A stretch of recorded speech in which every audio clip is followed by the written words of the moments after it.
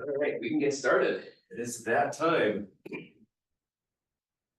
Hello, hello. For those who don't know me, I think at first glance I recognize two people, and I know there's at least one other person in here I know, but for those of you who I don't know, I will get to know very soon. I'm Chris Keynes, started my second year at Eastern.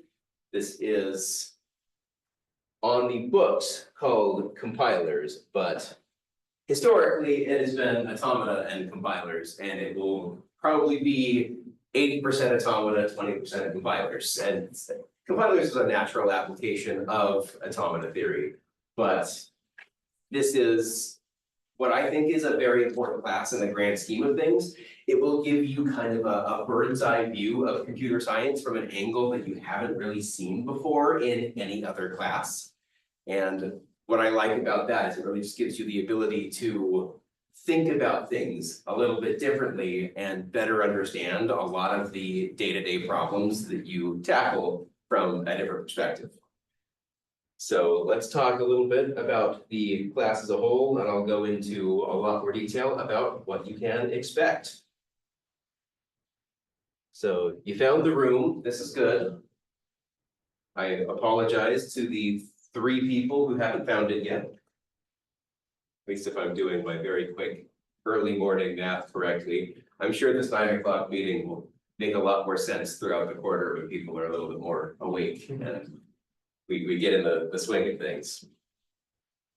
I have settled on office hours for the quarter, but I will be in my office significantly more than just those office hours. The office hours are the hours that I guarantee that I will be in there. So that is Monday, Wednesday, right after this class, Tuesday, Thursday from 1 to 2. I try to do this to be useful to the 2 different classes that I'm teaching, but I will be going to my office for 1 hour every day after this class. So if you have questions, that's a great time to get them asked.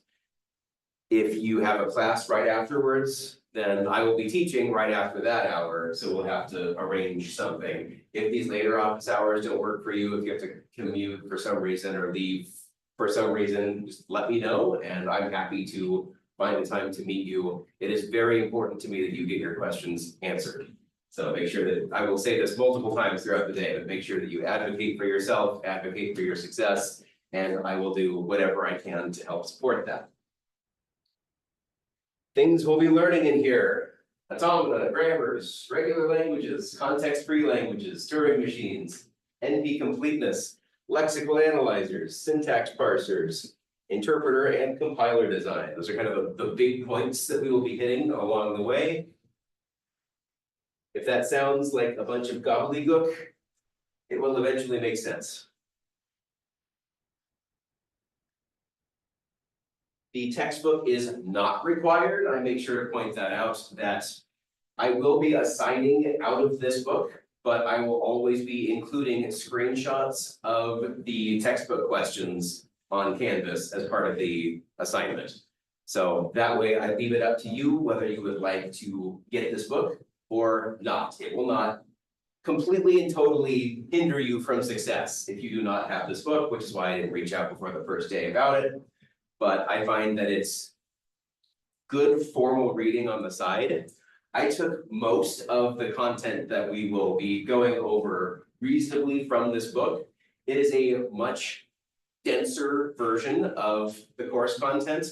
I am an advocate of taking complexity and trying to make it as simple as possible without dumbing it down at all, but just making it clearer.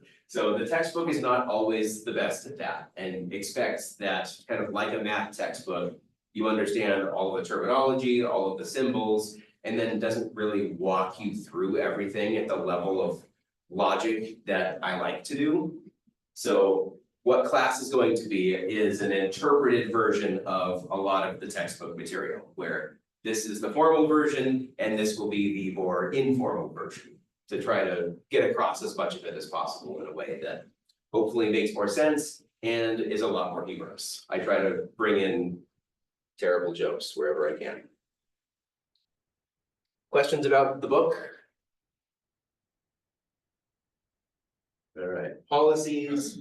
I've been over the last year or so really working on work-life balance. And as a part of that, I do the same for students as well. I'm not going to expect that you're responsive after hours, just like I would hope that you would respect that of me. I do guarantee though, that if you send me an email, I will respond to it within 24 weekday hours. That means you send it Friday afternoon, I guarantee a response by Monday afternoon. And that, I usually respond faster than that, but that's my guarantee. I put that guarantee out there just so that if you don't get a response within 24 weekday hours, you know something happened. And you can send me a follow-up. I don't take offense to that at all. Please do follow up. Especially if it's something that is very important, let me know. I'll get that response to you as quickly as I reasonably can. You also have one other important resource in this class, and that is the TA. This is Hunter Barton. He can introduce himself briefly if you would like to. Yeah, kind of already did. I'm a grad student. I will have office hours too, like every day in the times that he's not there also. So like 11 to 12. On some days when he has his other class, I'll be there. So if you need help, you have like a class at 10 or whatever, just come by. If he's not in his office, I might be in my cubicle, which I don't know if you've been upstairs to where the cubicles are, and it's very close to his office. If you're like walking past the cubicle, look to your left, I'm in one of those, like right toward it. I think it's 345. Okay. We can also walk up there after class for anyone who'd like to know where my office is or where Hunter's cubicle is. So happy to do that. So that's email responses, that's my office hours. I will make one other point that I just don't feel like students in general make use of office hours enough. Although if the last time I taught this course is any indication, the office hours for this class are very popular because this material is not particularly easy at times. And as I've mentioned before, I would love to support you through that. That will require that, one, you advocate for yourself and make sure that you're taking that initiative to get your questions answered. It is not indicative of anything for you to be at office hours. It just means that you are an inquisitive person who would like the answers to some questions, which is why I think we're all here. So please do show up and ask those questions, and I will do my best to answer them.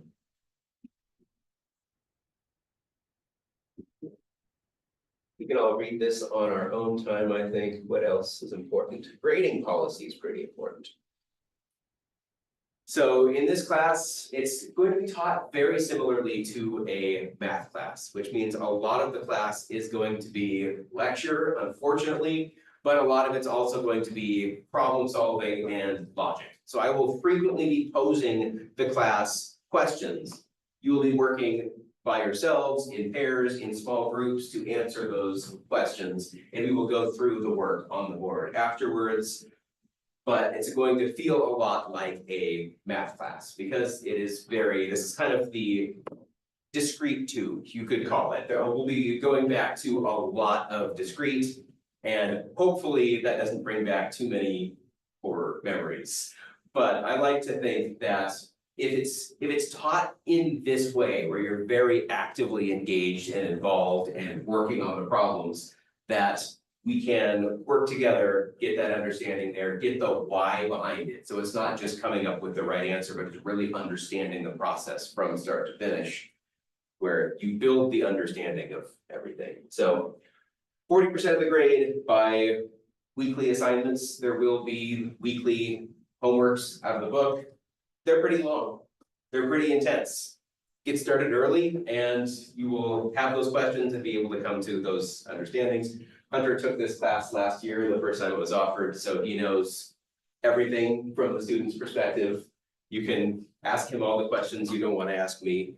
It's okay, I'll answer them anyway, to the best of my ability from the student's perspective. I wasn't a student too long ago.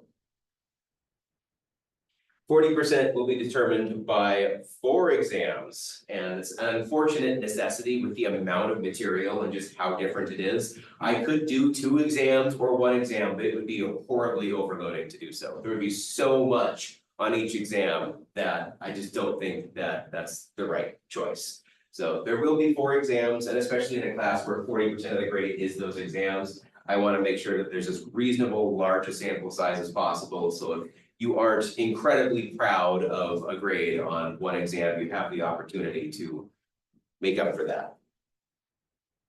So 4 exams, weeks 3, 6, 9, and finals. 20% determined by a project.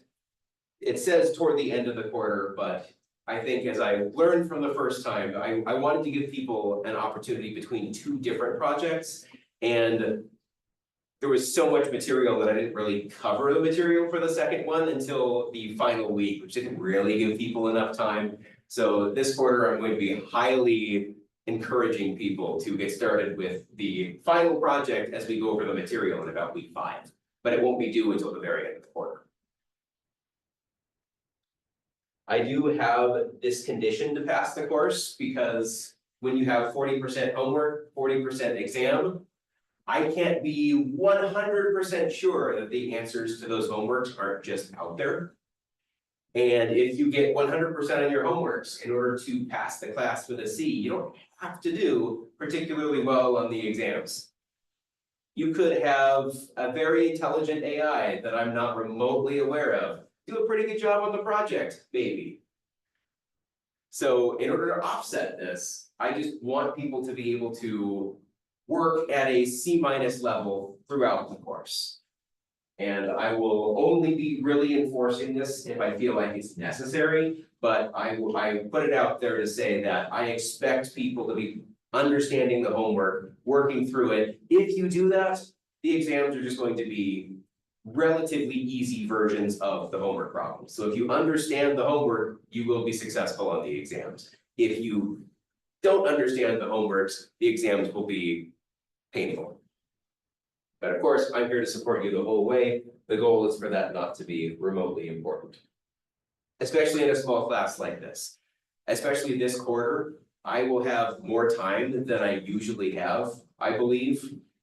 So take of that as you will. I will be here to play a significantly larger role in this course than you might be used to in other classes. So please make use of that.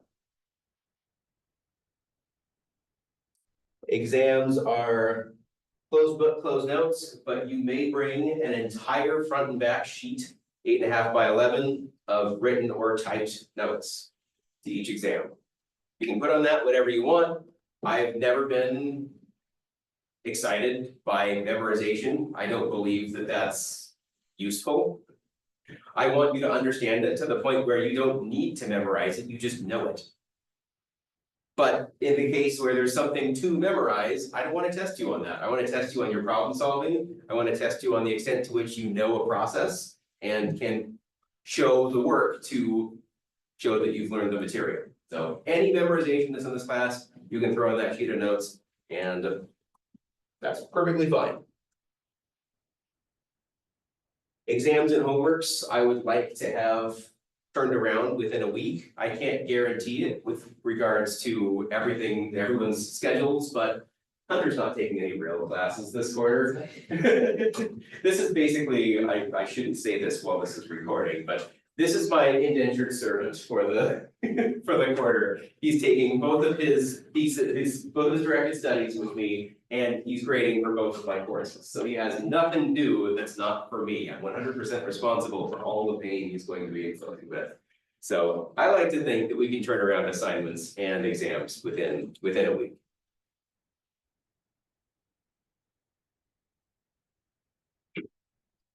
My plan is for all assignments to always be due on Wednesdays. I do this in every class that I can possibly get away with, is to have consistent due dates on a week-to-week basis.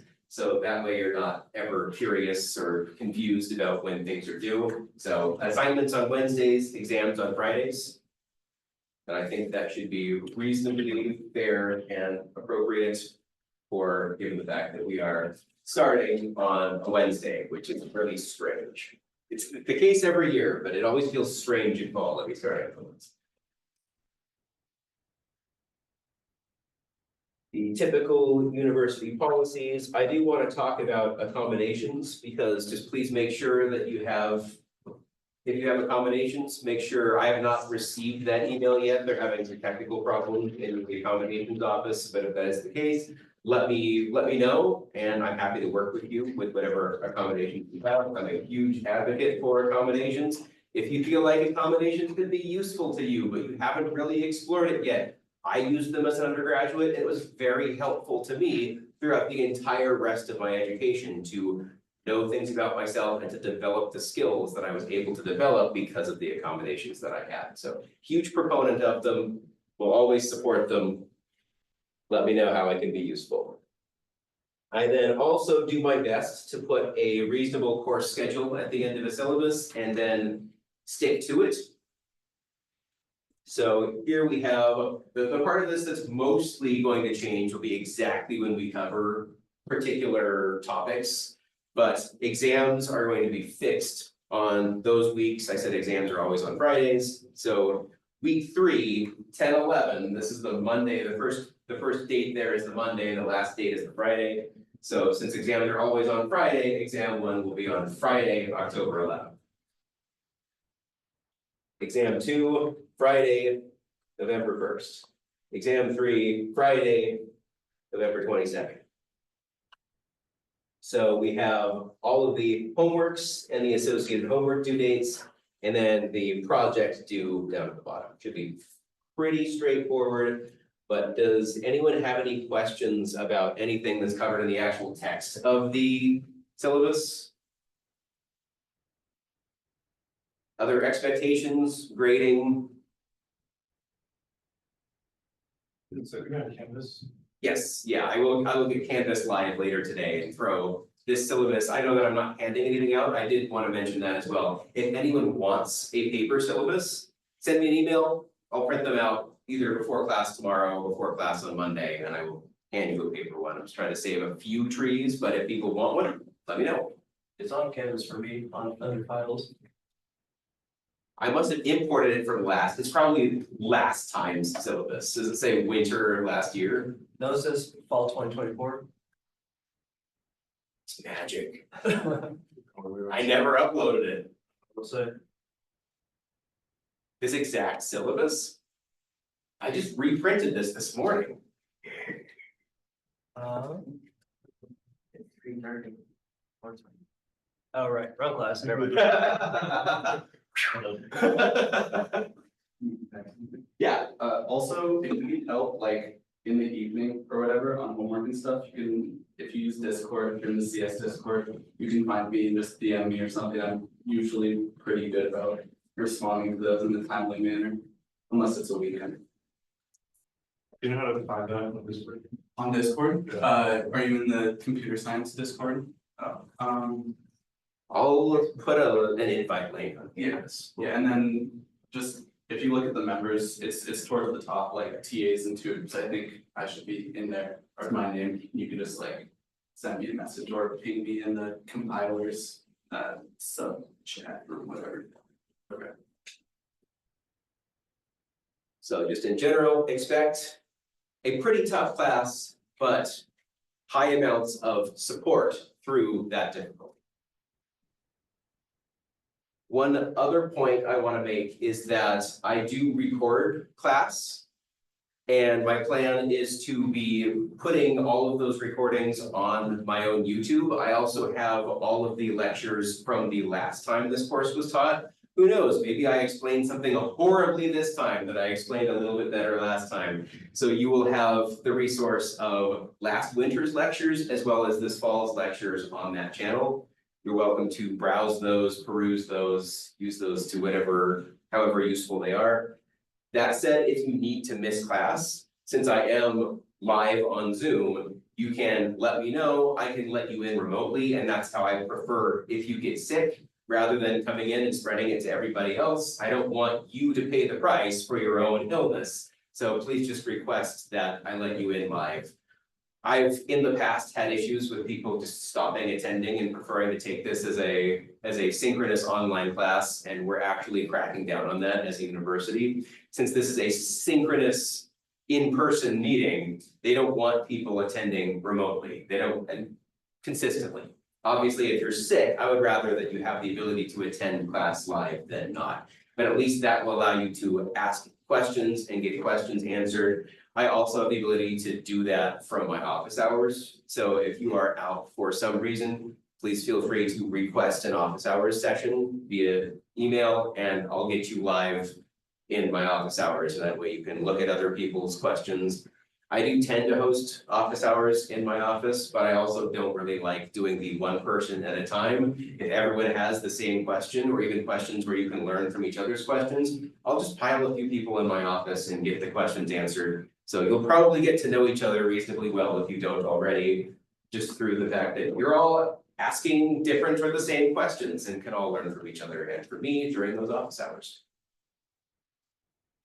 So those are kind of the expectations surrounding recording. So you'll have access to those recordings as well. So if you completely miss class, your car breaks down on your way in the morning, don't worry about it too much, because there will be a live recording of the class to watch later. Unless I forget, it's happened a couple times, but I try to be responsible with that. Questions about policies for recording, access to the class materials?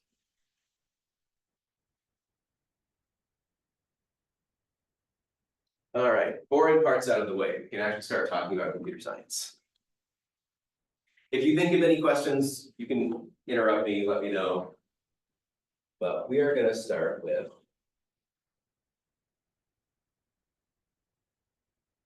some review. And before I dive too deeply into the review, I kind of just wanted to give people an opportunity to talk to me about their experience with Discrete. So I've mentioned this is the start of my second year here. I taught Discrete at the last institution I taught at, but I really have no idea how it's taught here, aside from the few conversations I've had with students about what that's been like for them. So I'm very curious to hear, what was that experience like? What material did you connect with? What material did you really not connect with? What do you remember? How long has it been? Any questions like that? Moses? Depending on who you took, nothing very well. I've certainly heard that. I've heard that there are some holes from people in that material. I remember it was better than linear algebra.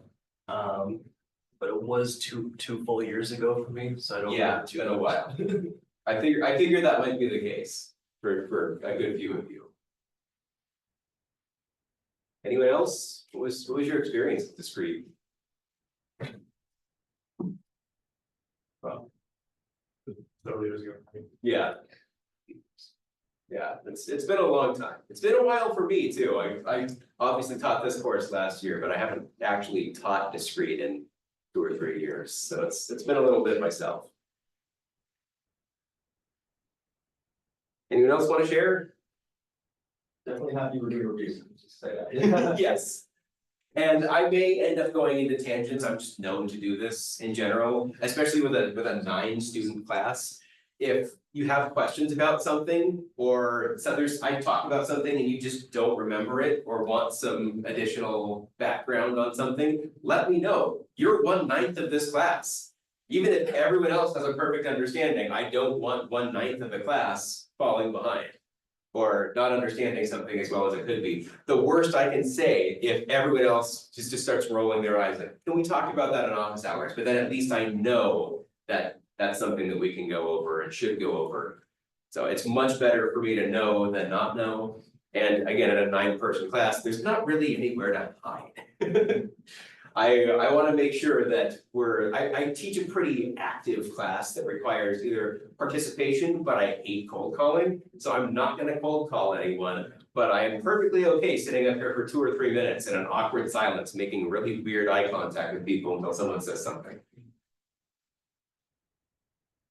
So let's do some review and some motivation, because motivating is very important for everything that we do.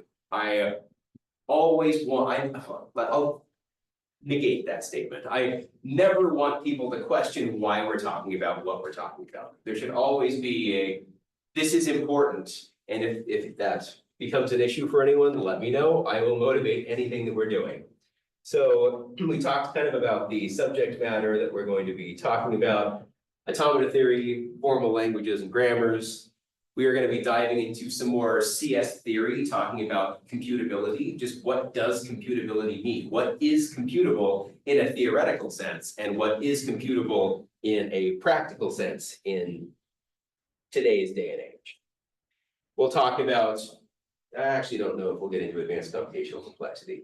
I wrote that when Stu told me that I had to go over that in this class, but really it's covered in algorithms to the extent to which I don't really think that we need to do too much with computational complexity, but we will be talking about that in terms of what is computable and not computable. So you can't define the complexity of something, or you know that it's so complex that it can't possibly be computed.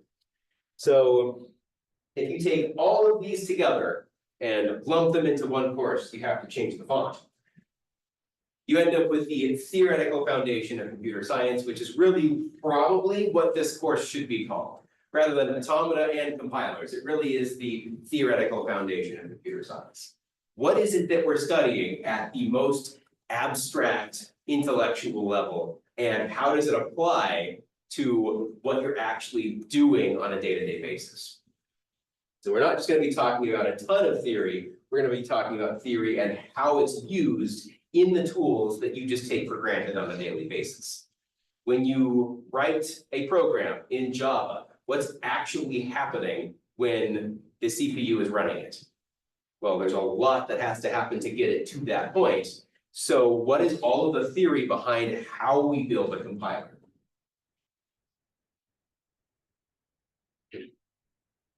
So what can be done by computers in principle? And what can be done by computers in practice? We should have a much better understanding of both of those questions by the end of this class. Probably in way more detail than you would ever want to know, but it's really fun. I think it's great if you really enjoy problem solving. And I think that's why a lot of people get into computer science, and it's unfortunate that that's not just what you do in every class all day, every day, is solve problems, write programs. We'll start with some definitions. We say automata as the plural of automaton. Automaton is singular, and it's just some construct that we are going to be making that is an abstraction of a computer. You can think of it as a logical diagram that you can draw on paper that represents the computation of something. So it, just like a program, accepts some input and produces some output. And certain kinds of automata have some kind of RAM to them.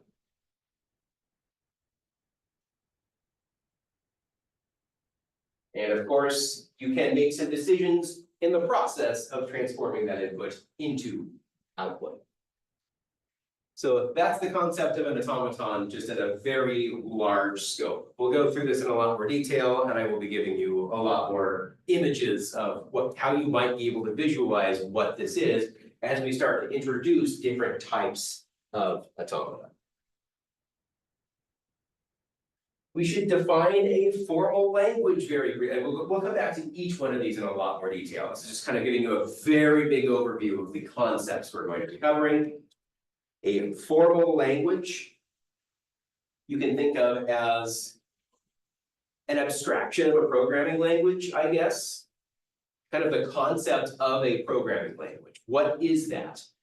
We want to take difficult and,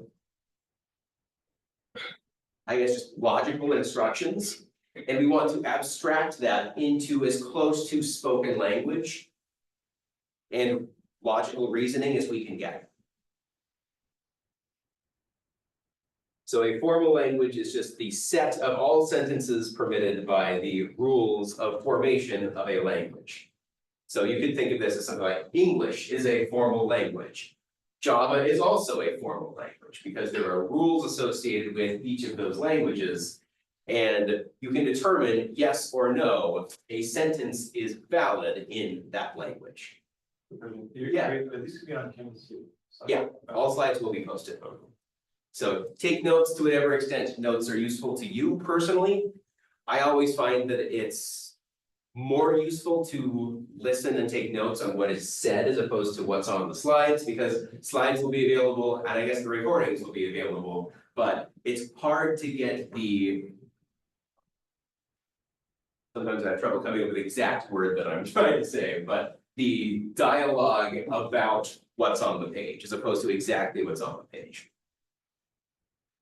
So, for instance, in English, you can come up with a sentence that is a valid sentence in English, and you can come up with a sentence that is not a valid sentence in English. What's an example of a sentence that is not valid in English?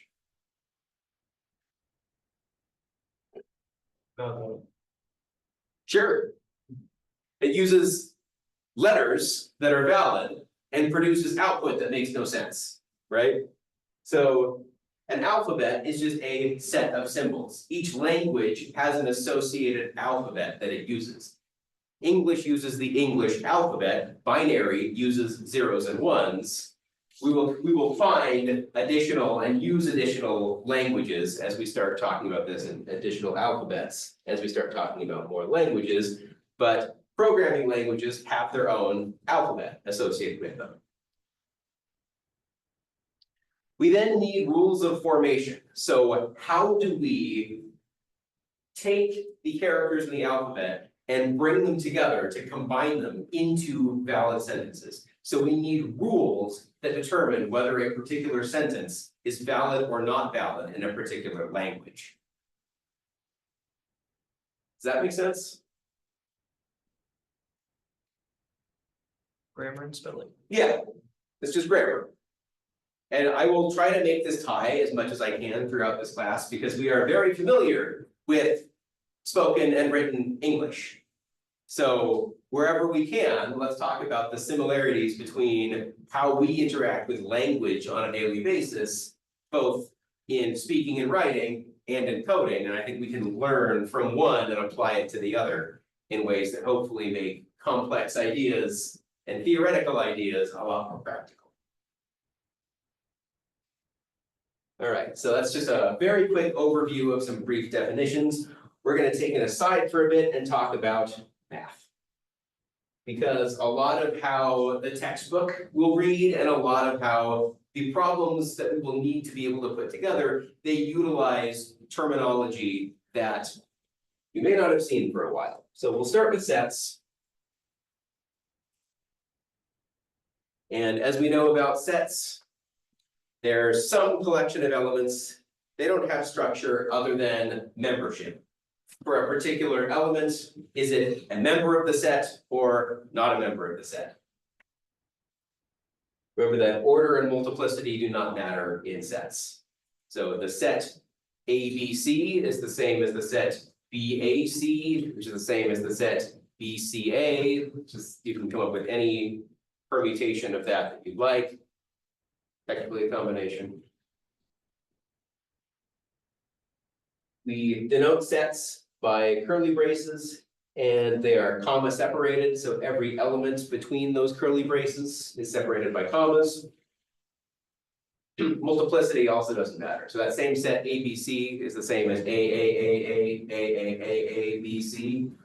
Doesn't matter how many of each of them you have. Again, the only question we can ask is membership. Is A in the set? Yes or no?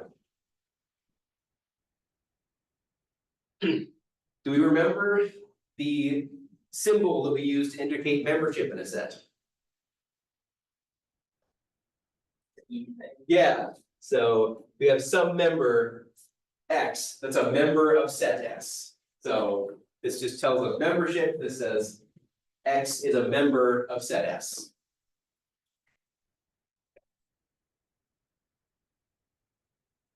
How do we indicate that X is not a member of set S? Or just put a slash through it. Yep, it's that same symbol with a slash through it.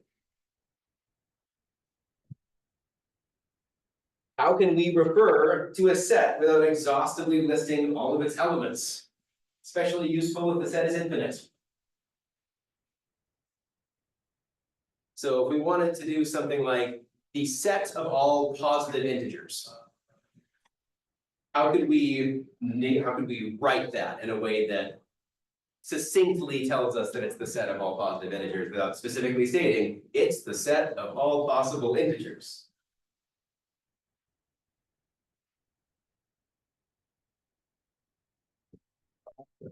The symbols, right? I can't remember the. Yeah, we do have. Probably. Yeah, Z, for instance, is the set of all positive integers. So we have, for common sets, we have symbols. Isn't it, wouldn't it be just like A, B, C, and then like dot, dot, dot, C? Yeah, we're gonna use ellipses to skip elements. Or if the ellipses is at the end, it basically says, take this progression and just continue to apply it. So you could say 1, 2, 3, dot, dot, dot. And now you just take the pattern and continue to apply it forever.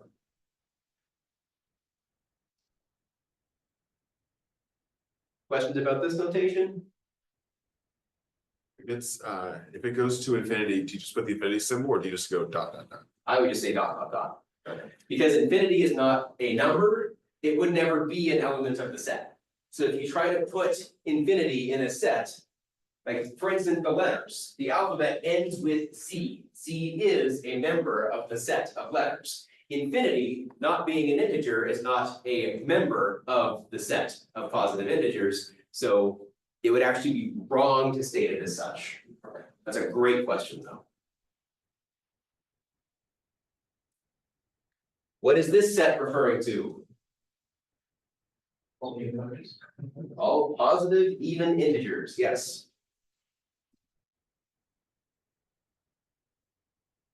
If we wanted to refer to all even integers, I'll just kind of pose, I'm not gonna ask for that response, just think about how could you possibly do that? It doesn't really have a start or an end.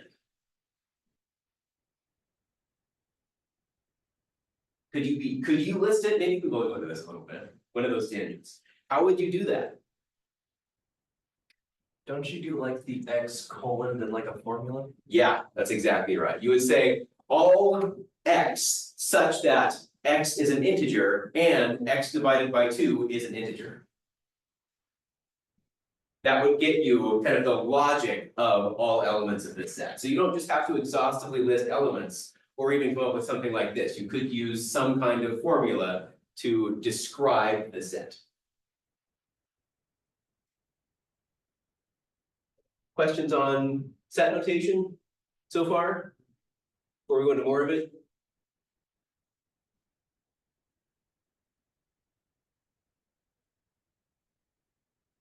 All right. Do we remember what a union is? What's a union? Protects your workers' rights. Yes.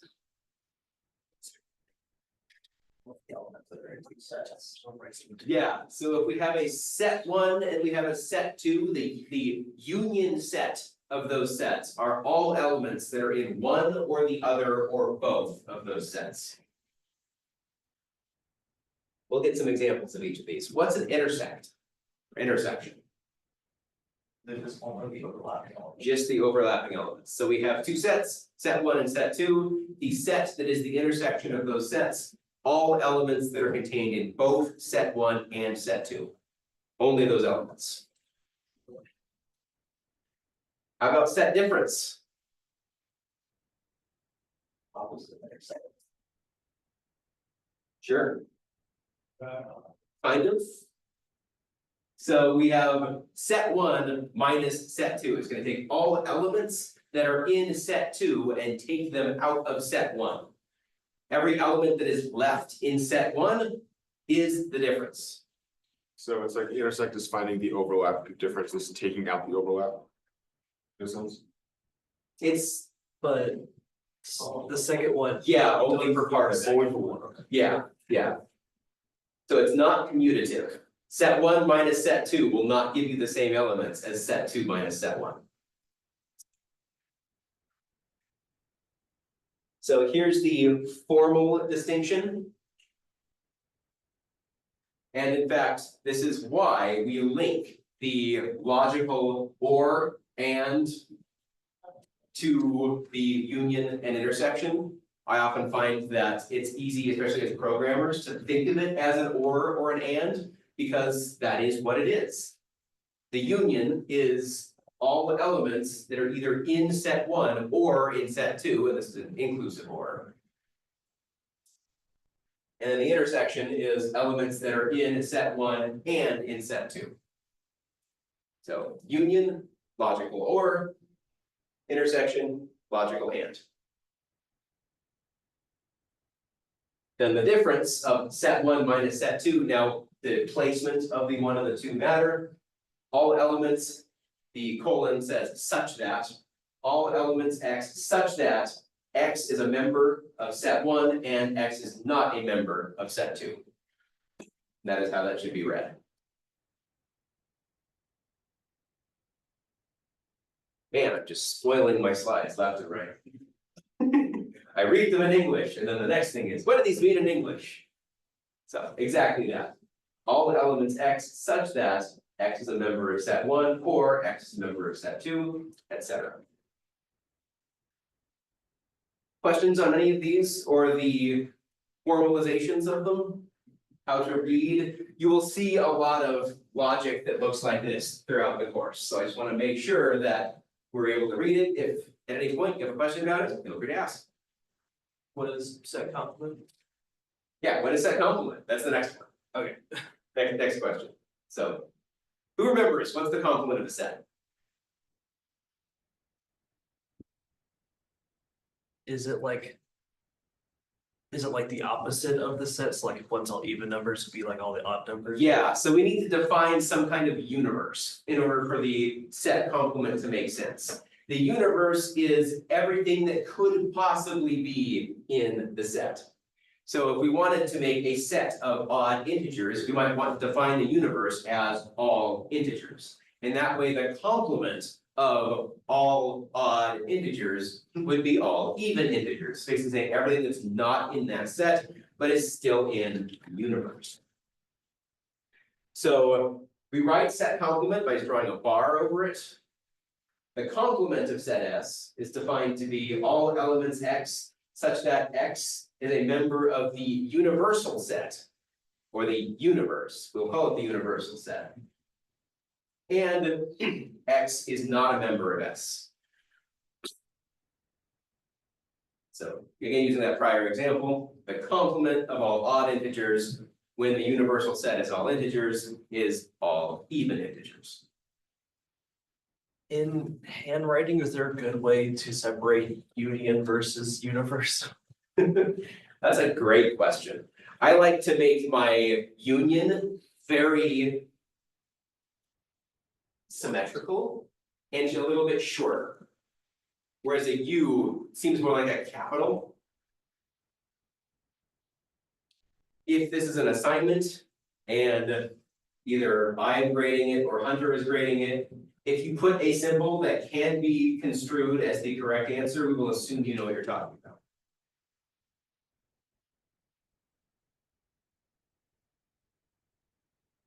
So again, we have this universal set, U, every possible element.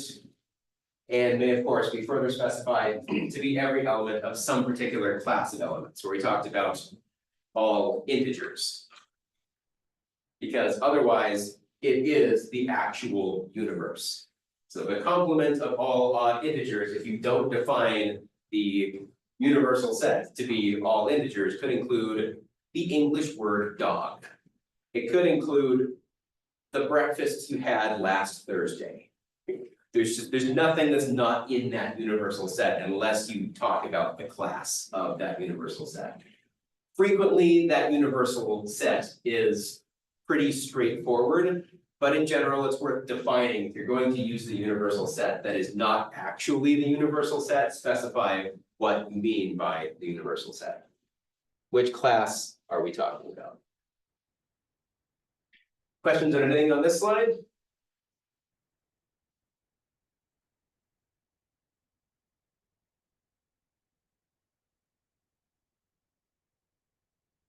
All right.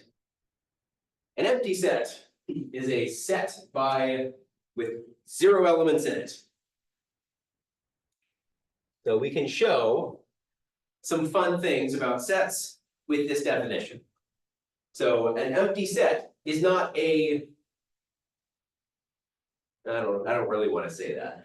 An empty set is a set, so the set exists. It's not saying no set exists, it's a set that exists with nothing in it. The size of that set, or the cardinality of that set, we'll get to that momentarily, is 0. So if you union any set, doesn't matter what that set is, with the empty set,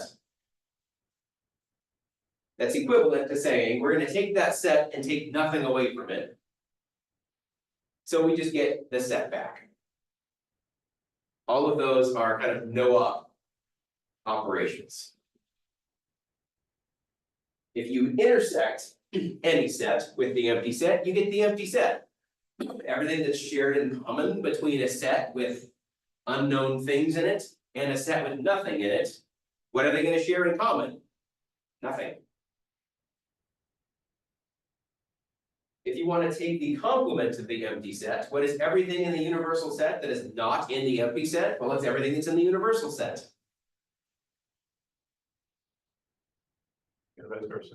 Yeah. You take the complement of the universal set, then everything that's not in the universal set is going to be nothing. Is that a double complement? Yeah, Okay, yeah, that is the complement of the set S. is that ever gonna be used or? Not really? Only in really strange definitions. As a way of proving things that. There will be a little bit of proof in this class, but I will walk you through. Every element of that, and it'll use some of the proof types that you've seen in discrete. And it's only going to be used as a way of defining whether something is in a language or not in a language. The book does a ton more proof than that, and I've stripped all of that out of this class. I will never be defining or describing anything in terms of a proof. It's always going to be a logical explanation, or I'll be appealing to your common sense. If this were a grad class, we'd go through and I would be expecting people to know and be able to reproduce proofs. But as an undergraduate class, it just doesn't make the most sense. I think that people will take the most out of it if we just strip proof out as much as possible, except when the thing that we are learning is, this is a proof type. This is how we show this really important thing that's relevant to compilers. Who remembers De Morgan's laws? These will come up from time to time.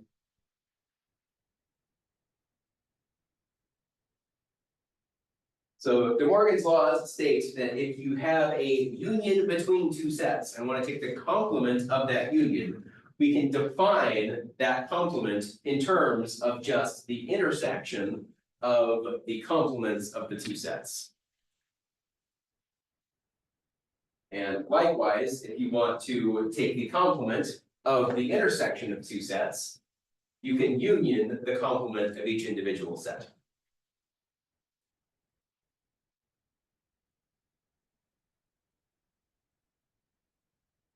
We can go into this in a lot more detail using truth tables, but I will leave that kind of to hopefully people remember it from discrete. If not, then it's actually worth doing and fun. Yeah. They actually, I first saw this, truth tables, because they taught us in electrical engineering 160, because they made us do a bunch of logic stuff. It's really important at the logical level, because that is how computation is done. Everything that you want to say, anything that is higher level, it breaks down into exactly this kind of logic.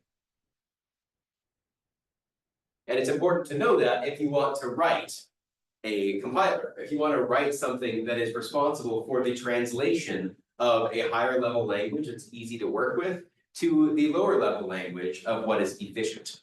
We find that those are at ends or at odds all of the time. What is easy to work with, what is efficient? They're always having issues.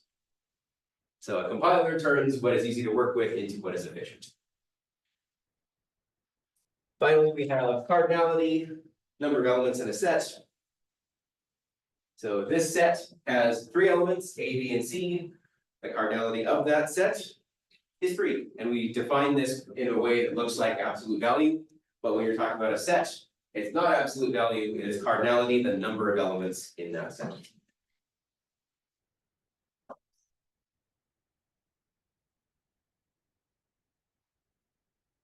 Questions on anything here?